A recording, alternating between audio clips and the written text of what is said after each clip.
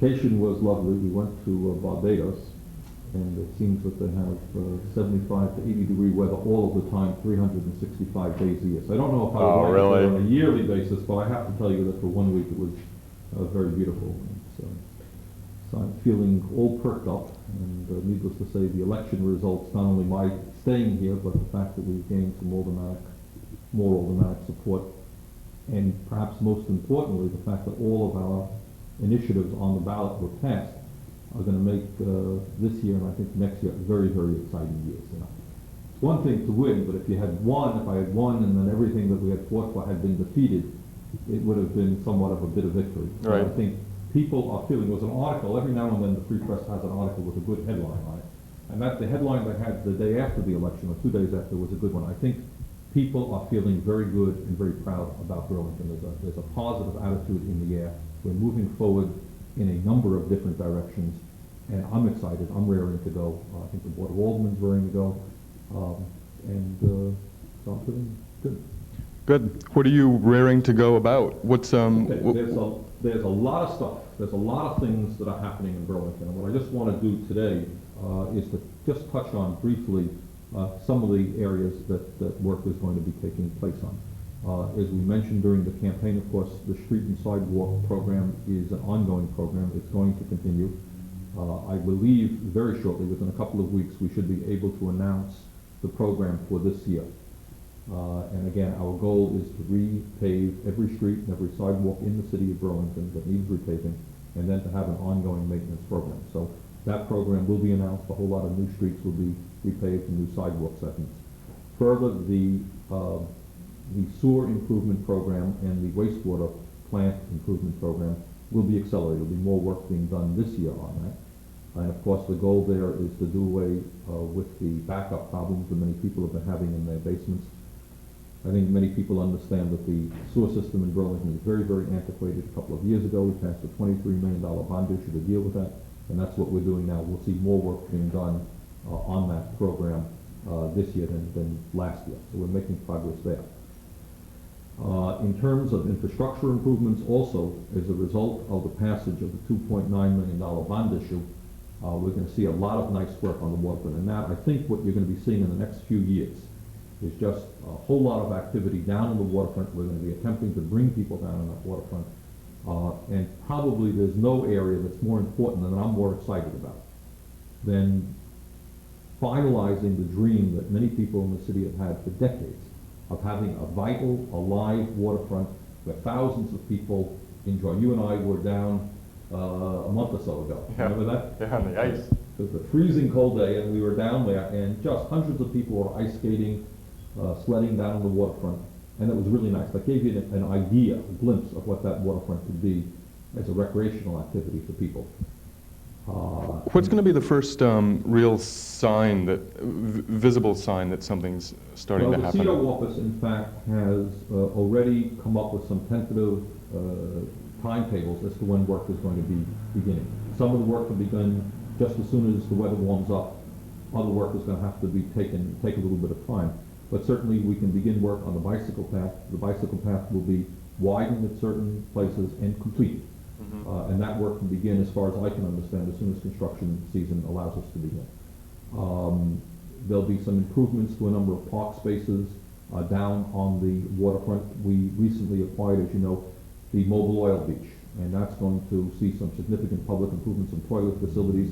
It's going to be one of the nicest swimming beaches in the city, and I expect that work will begin there as soon as possible. We've already approved a bid that came in to control some erosion problems in Letty Park. And work will begin there very, very shortly.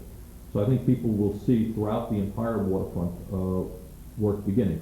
One area that we are not going to begin right away deals with, in fact, the most important part of the whole bond issue is the construction of a community boathouse.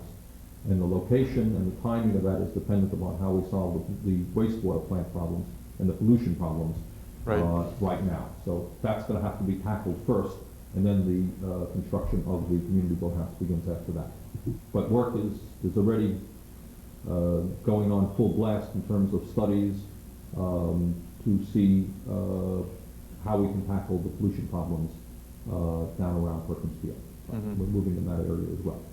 So So I think people will see a lot of work in a lot of areas in terms of infrastructure beginning immediately as soon as the weather warms up.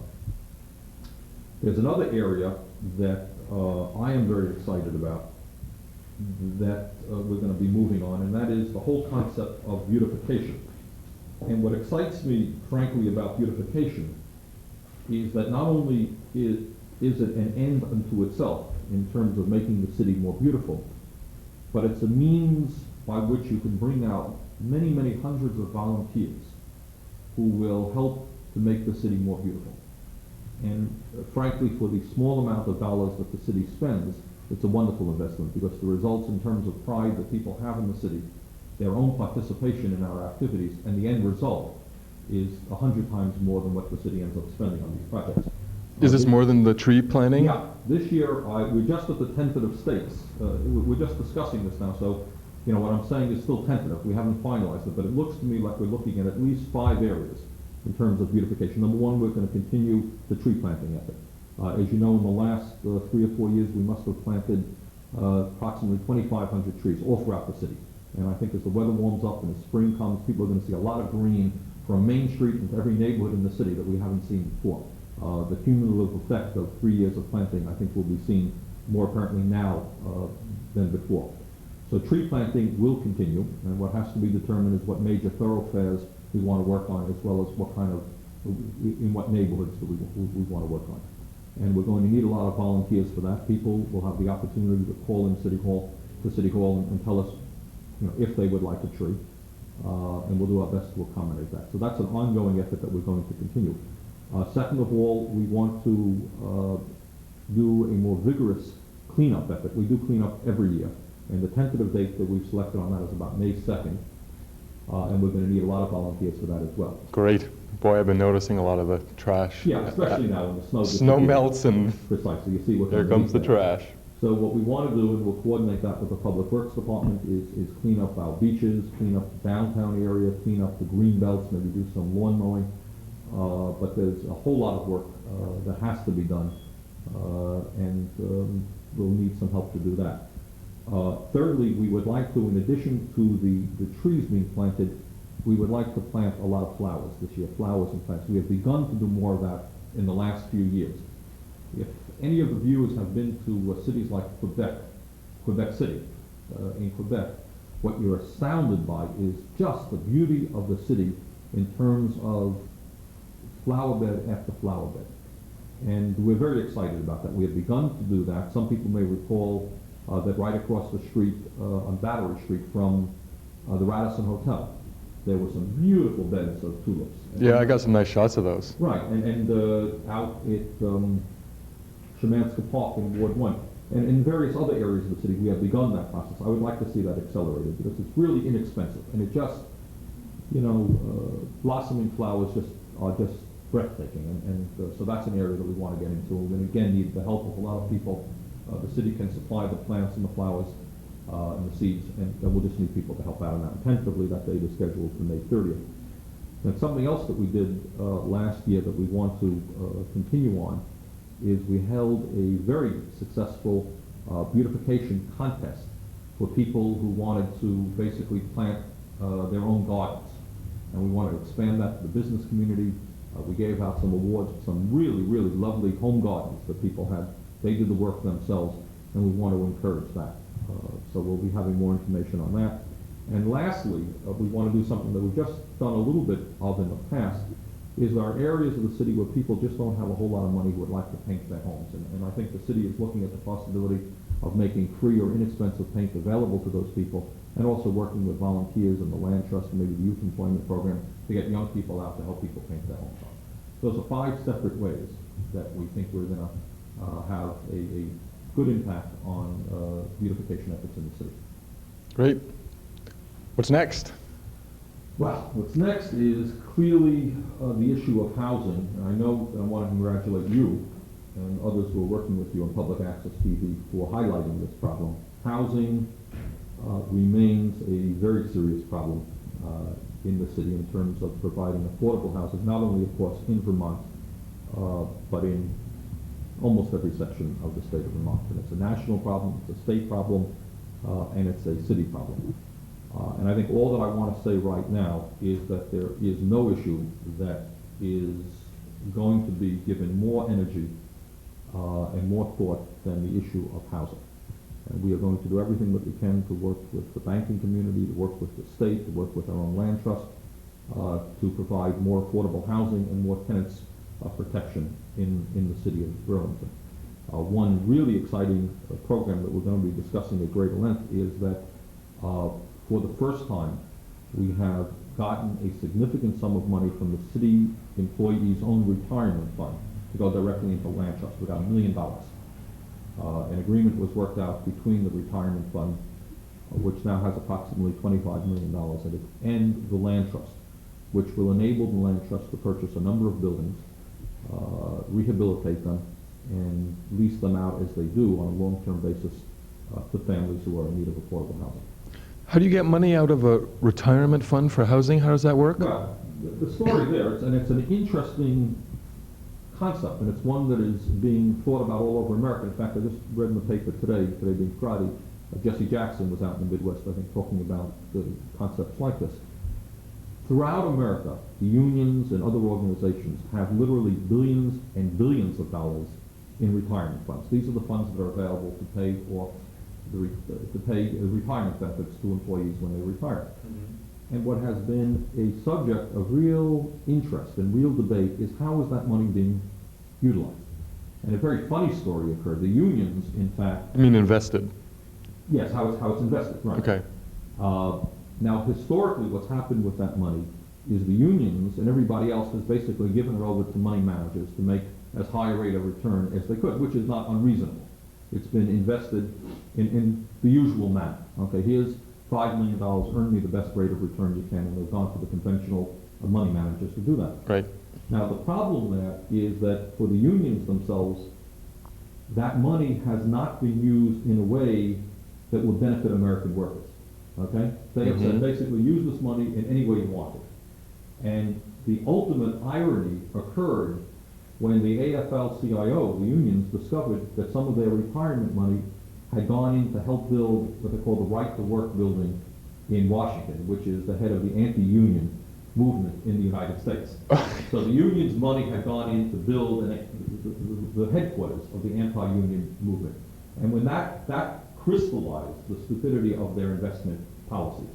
So now there is a whole lot of discussion which says two things. Number one, how in fact can we get the best rate of return for the retirement benefits of our workers? But second of all, how can we use that money to create economic development projects which will enhance workers and communities today? And so what we did in a whole lot of discussions with our own retirement board, who necessarily and correctly are concerned about getting a good rate of return on their investment. But I think we worked out an agreement by which they will get a good rate of return, but also the community benefits, in this sense, through affordable housing. Okay. Okay, and so what you're seeing now is city retirement fund money going into enhance and improve the quality of life in our own city, rather than simply being invested in General Motors or Chrysler, wherever they invest. It's now staying home, providing jobs for our own people, and creating more affordable housing. And that's clearly the direction that we want to examine and look at in the years to come. And this will still earn money? Oh, absolutely. No, they're not. They would be illegal and incorrect for them to do it. They have to protect their own people, who in this case are retired city employees. So they're going to be receiving a good rate of return. But at the same time, they're going to be stimulating local economic development and dealing with the serious problem of housing. Right. So we're excited about that. And there are a number of other areas in terms of housing that we want to be looking at. In terms of the problems facing senior citizens, it's an issue that certainly we have addressed and will continue to address. One of the areas that I've talked about in the past, and I think we should have something pretty definitive in the very near future to announce, deals with what we call a reverse equity program for senior citizens. And I don't know that this is going, I do know that it is not going on anyplace else in the state of Vermont. It is going on more or less in other states in the union. And basically what this will be about is working in conjunction with a local bank. We are going to be able to create a situation where senior citizens will be able to borrow money, basically take out mortgages on their homes without having to make monthly payments, as everybody else does. The mortgage will be paid off when the home is sold, and there will also be a reasonable and a favorable interest rate. What this means is this: it is not a public expenditure. In other words, this is not taxpayers' money going to help senior citizens. That's certainly a worthwhile effort.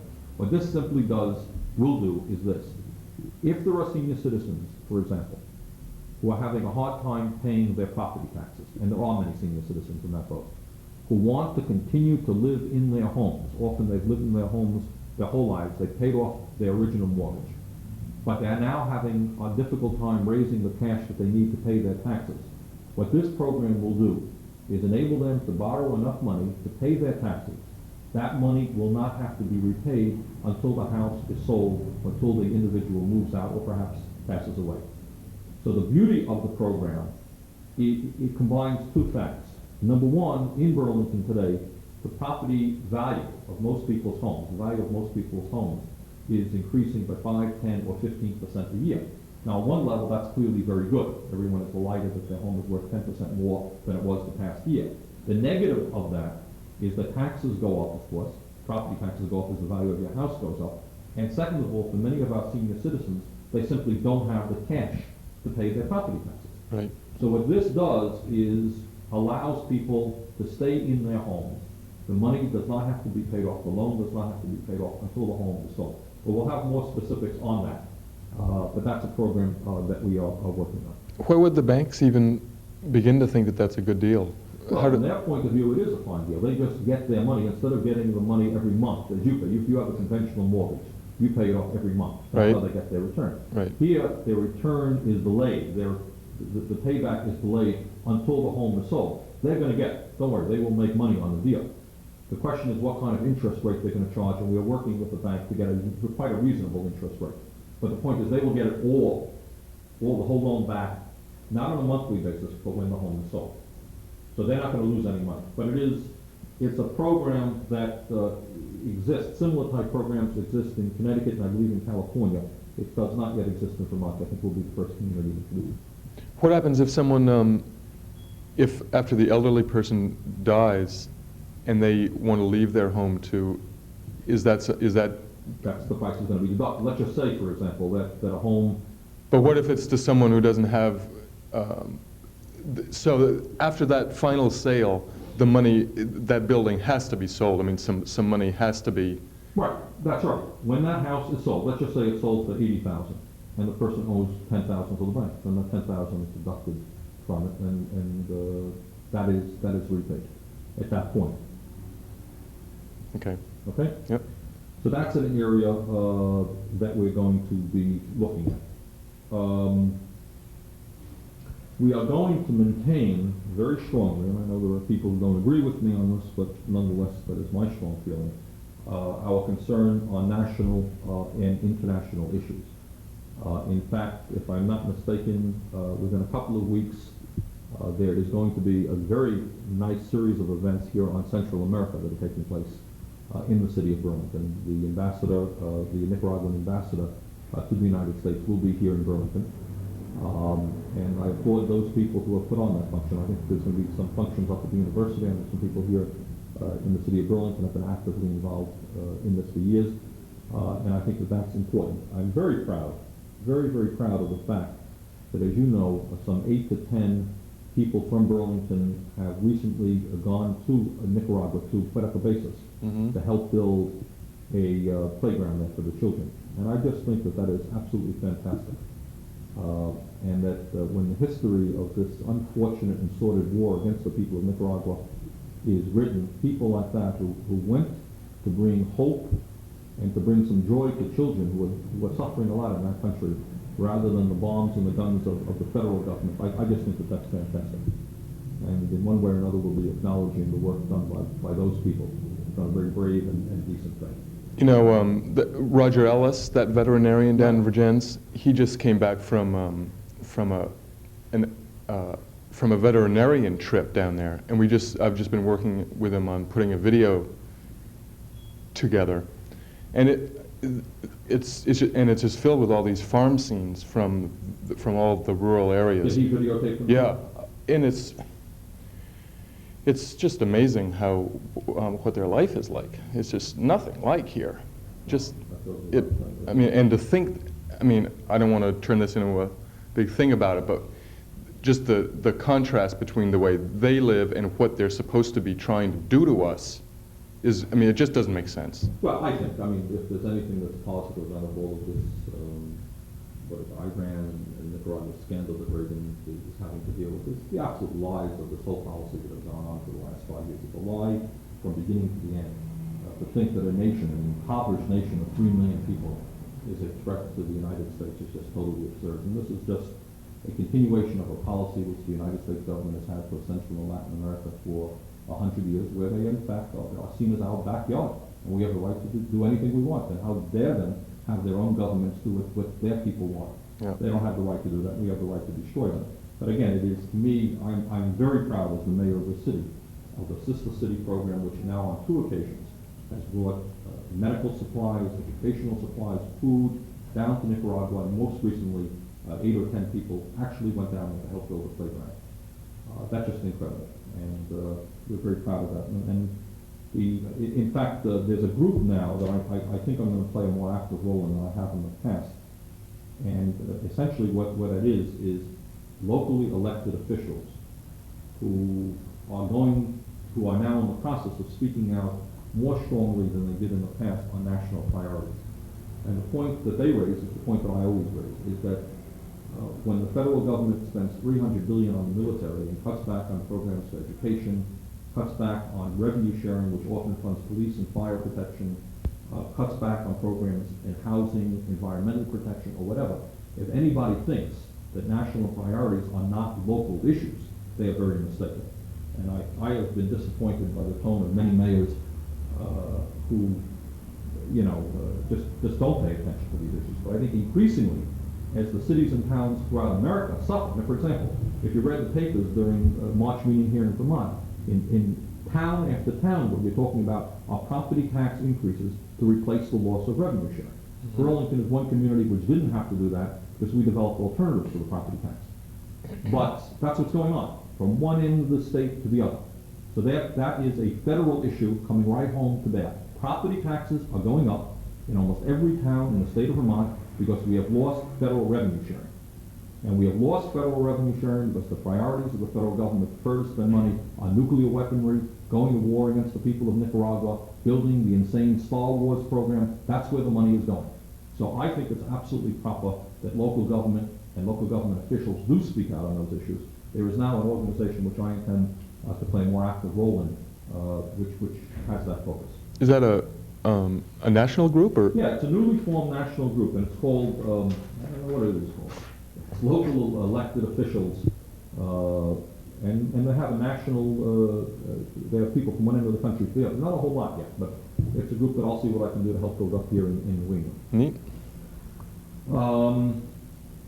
We are also right now beginning work on a whole number of arts and cultural programs. In fact, after this is viewed, the Poetry Festival, which is sponsored by the Mayor's Arts Council, will take place tomorrow night, Saturday night here in City Hall. Very nice program in which we have, more or less adult, serious poets working with kids, children who are writing poetry in their schools, elderly people who have now begun to get involved in poetry. Mm-hmm.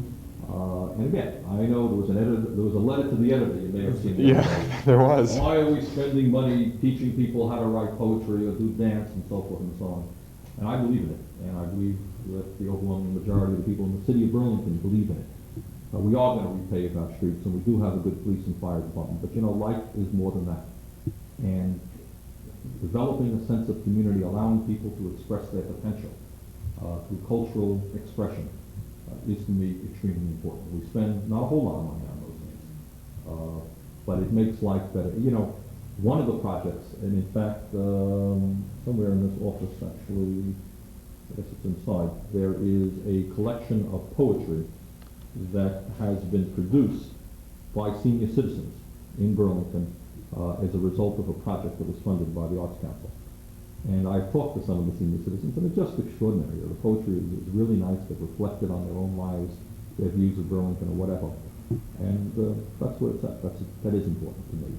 And getting kids involved and learning how to express their own feelings, how to look at the world in a critical way or in an aesthetic way, I think is important.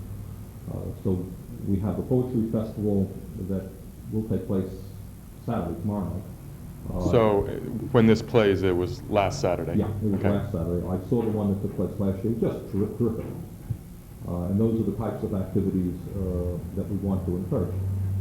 Lastly, I want to chat on, obviously, an issue that I'll be spending, and my administration will be spending a lot of time on, and that is what's going on in Montpelier.